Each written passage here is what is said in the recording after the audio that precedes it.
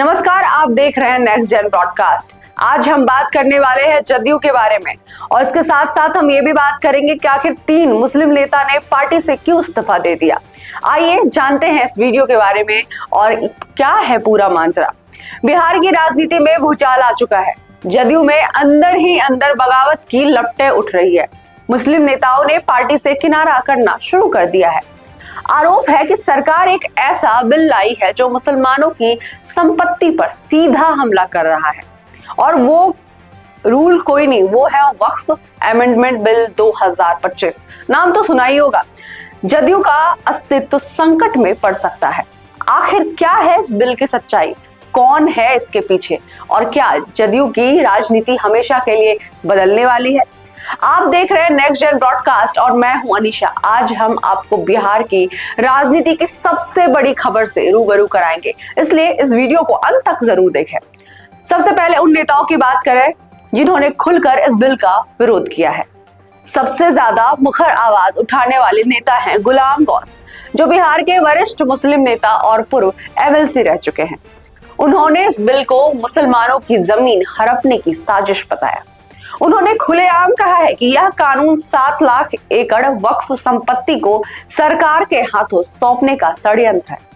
इस बिल के जरिए सरकार वक्फ बोर्ड की संपत्ति पर कब्जा जमाने की कोशिश कर रही है। हम इसे कभी बर्दाश्त नहीं करेंगे। गुलाम गौस अकेले नहीं हैं। जदयू के कई अन्य मुस्लिम नेता इस मुद्दे पर विरोध दर्ज कर चुके हैं, लेकिन कुछ नेता अभी भी खुलकर सामने नहीं आ रहे। तो क्या यह सिर्फ मुस्लिम नेताओं का मामला है या फिर जदयू पार्टी के भीतर एक बड़ी फूट की शुरुआत हो चुकी है। अब सवाल उठता है कि इस बिल में आखिर ऐसा क्या है जिससे विवाद इतना बढ़ गया है। क्या कहती है सरकार? सरकार का मानना है कि यह बिल वक्फ संपत्तियों के प्रबंधन में पारदर्शिता लाने के लिए लाया गया है। जदयू के ही वरिष्ठ नेता राजीव रंजन सिंह यानी ललन सिंह ने इस बिल का समर्थन करते हुए कहा कि मुसलमानों ने इससे कोई लेना देना नहीं है। यह कानून किसी धर्म के खिलाफ नहीं है। यह सिर्फ वक्फ संपत्तियों के सही उपयोग के लिए लाया गया है। मुस्लिम नेताओं की चिंता क्यों बढ़ रही है? लेकिन इस दावे को मुस्लिम नेता और विपक्ष पूरी तरह से नकार रहे हैं। उनका कहना है कि सरकार धीरे धीरे वक्फ बोर्ड की जमीनों को अपने नियंत्रण में लेना चाहती है। भारत में वक्फ संपत्तियां करीब 7 लाख एकड़ में फैल रही है और फैली हुई है, जो अरबों रुपए की कीमत रखती है। अगर यह बिल पास हो जाता है तो सरकार के पास वक्फ बोर्ड की संपत्ति को अधिग्रहित करने और बेचने का अधिकार होगा। यहीं पर इस बिल का पूरा विवाद खड़ा हो गया है। जदयू के इस बिल पर 2 खेमे बन चुके हैं। एक तरफ ललन सिंह और राजीव रंजन नेता और उसके बाद पारदर्शिता का भी कदम बता रहे हैं, तो दूसरी तरफ गुलाम गौस और अन्य मुस्लिम नेता इसे मुस्लिम विरोधी कानून करार दे रहे हैं। क्या जदयू में अंदर ही अंदर एक नया विद्रोह जन्म ले रहा है? अगर ऐसा होता तो बिहार की राजनीति में भूचाल आ सकता है, क्योंकि जदयू का बड़ा वोट बैंक मुस्लिम समुदाय ही तो है। इस पूरे विवाद का सबसे बड़ा असर जदयू पर ही होगा। अगर मुस्लिम नेता जदयू से नाता तोड़ती है तो इसका मतलब है कि बिहार में जदयू का पूरा मुस्लिम वोट बैंक बीजेपी या राजद के पाले में आ सकता है।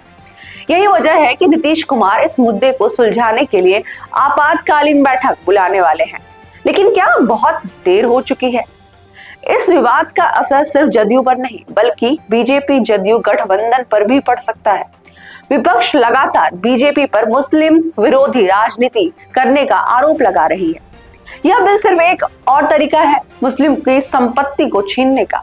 हम इसे कभी पास नहीं होने देंगे, ये नेताओं का मानना है। अगर जदयू को मुस्लिम वोटों का नुकसान होता है तो क्या नीतीश कुमार बीजेपी से नाता तोड़ सकते हैं?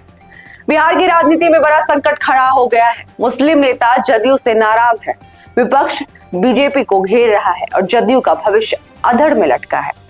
क्या नीतीश कुमार इस राजनीतिक संकट से बाहर निकल पाएंगे? क्या जदयू का मुस्लिम वोट बैंक हमेशा के लिए खत्म हो जाएगा? क्या जदयू और बीजेपी का गठबंधन भी खतरे में आ सकता है? आपका इस मुद्दे पर क्या कहना है? क्या आपको लगता है कि बिल सही है या वाकई ये एक साजिश है? अपनी राय कमेंट सेक्शन में जरूर बताएं। अगर आपको ये वीडियो पसंद आया तो इसे लाइक करें, शेयर और सब्सक्राइब करना ना भूलें। हम लाते रहेंगे आपके लिए ऐसे ही एक्सक्लूसिव खबरें। मिलते हैं अगले वीडियो में।